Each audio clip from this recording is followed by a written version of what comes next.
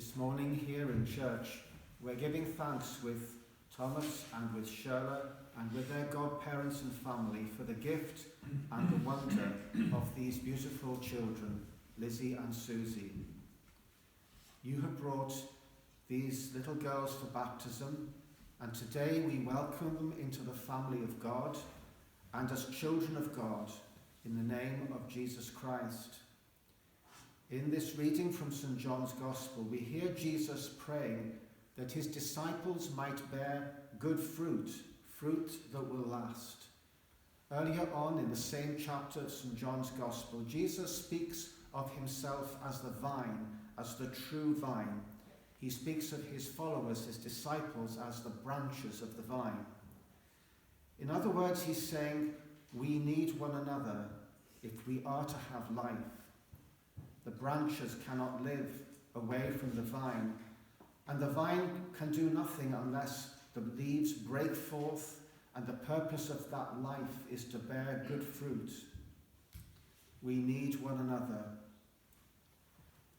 During my own years as a seafarer, many of the people I sailed with, unlike me then, were married with children. What brought them back to sea? What sustained them through the long and often boring and lonely days and nights of often repetitive work at sea was the love they had for their families and the need they had to provide for the ones they loved. Yet what I also very soon learned was that on a ship we depended on one another. We had to work as a team. The decisions I took, the way in which I carried out my duties, could have life and death consequences for those I sailed with. When I was asleep in my bunk, I had to trust that those who were awake and on duty were people I could have confidence in, even though often they were strangers to me, nothing more than what we called Board of Trade acquaintances. Safety at sea is about much more than ticking boxes. There is nowhere to go. Today, I am a very much part-time member of a different team. And you, Shirley, you are here with some of your team from Ward 4.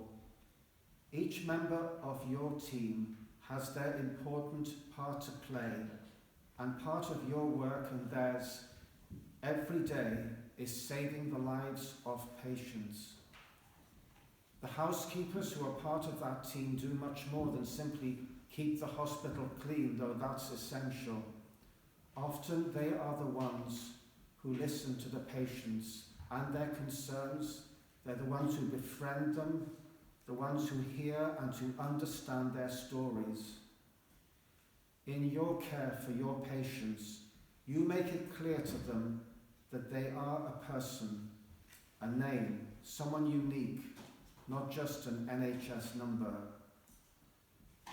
As parents, those of us who are blessed with children, we love our children.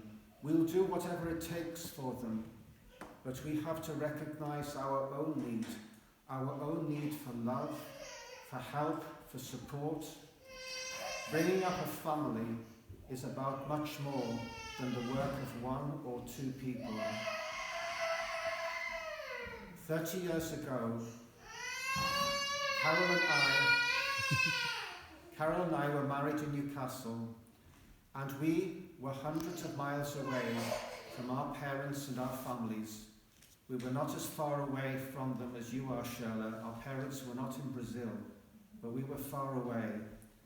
And I know that God blessed us then with those who became for us our mother, our sister, our brother, in that place where we lived, where we worked, where our children were born. Among them, the one and only Granny Annie. How could we have survived without that love? Today, Lizzie and Susie will be baptized in the name of Jesus. But what does that mean? It's not just about learning about someone who lived 2,000 years ago. It's not about an invisible presence. The Gospel of John begins with these words. In the beginning was the Word, And the Word was with God, and the Word was God. That Word became flesh and dwelt among us. We have seen his glory, the glory of the only begotten Son, full of grace and truth. In other words, he's saying, that power through which all life came to be, has embraced life in being born as a human being, in the one we know as Jesus Christ, and that this was and is God's eternal purpose, not just a one-off event long ago. That same Spirit of God is alive and at work and is present in God's children today and for all time. If we ask, where is Jesus? Where is God? He's right here. He's here in me. He is in you, in the faith in which you have brought today your children for baptism. And today it's our prayer that Lizzie and Susie will grow up to know and to understand that they are children of God, that they are loved by God, and so that they too may in time bear good and lasting fruits of love in their own lives.